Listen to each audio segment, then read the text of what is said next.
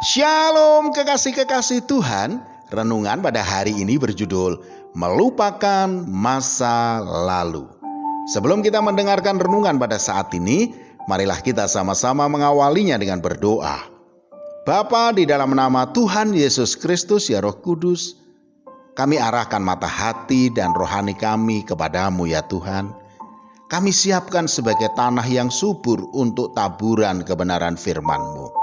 Kami sambut berkat firman-Mu di dalam nama Tuhan Yesus Kristus. Amin.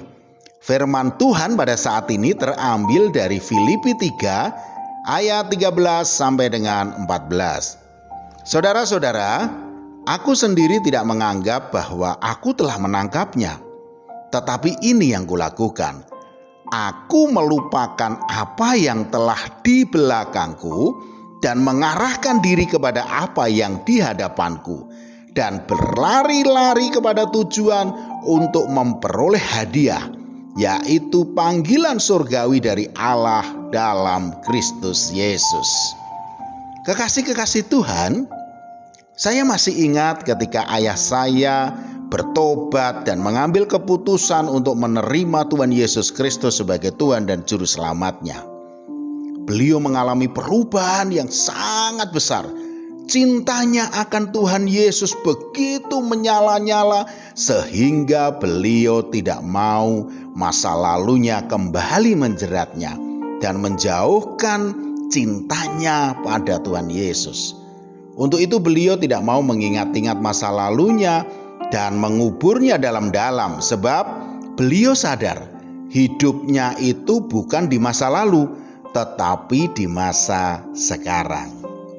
Ketika itu, saya tinggal di kota yang berbeda dengan ayah saya.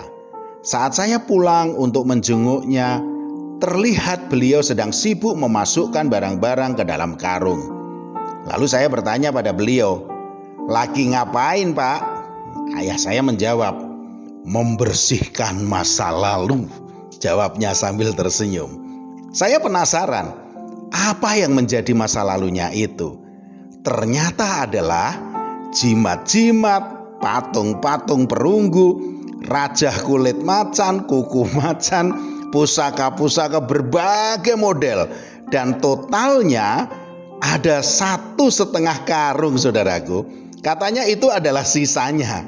Yang lainnya sudah dibakar dan didoakan oleh Pak Pendeta pembimbingnya.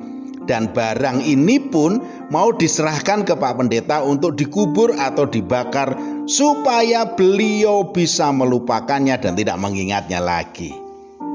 Dahulu ayah saya ini yang menolak dan membenci Tuhan Yesus. Saat saya menerima Tuhan Yesus, beliau menolak bahkan mengusir saya. Tetapi setelah beliau menerima Tuhan Yesus Kristus, telah diubah Tuhan menjadi orang yang militan di dalam Kristus. Beliau telah putus hubungan dengan masa lalunya dan mengarahkan masa depannya bersama Kristus. Cinta akan Tuhan begitu menghanguskannya sehingga semangat memberitakan Injilnya begitu dahsyat, dan itu dikerjakannya dengan setia sampai Tuhan memanggilnya. Saudaraku, semua orang itu punya masa lalu. Mungkin ada yang enak, ada banyak kepahitannya, bahkan ada juga yang membuat luka hati di sana-sini. Yang kesemuanya itu seperti memenjarakan hidup kita dan menghalangi cintanya Tuhan Yesus pada diri kita, bahkan menghambat harapan kita di masa depan. Untuk itu, lupakanlah yang telah kita lalui. Izinkanlah Tuhan Yesus membalut luka-luka masa lalu kita, saudaraku, dan sambutlah cinta kasih-Nya. Maka perubahan besar akan terjadi dan kita akan menjalani kehidupan ini dengan penyertaan Tuhan yang mengubah duka lara kita dengan sukacita yang sejati dan memberikan masa depan yang penuh dengan harapan. Amsal 23 ayat 18 mengatakan, "Karena masa depan sungguh ada dan harapanmu tidak akan hilang." Amin. Mari kita berdoa. Bapa, di dalam nama Tuhan Yesus Kristus ya Roh Kudus, kami serahkan masa lalu kami kepadamu.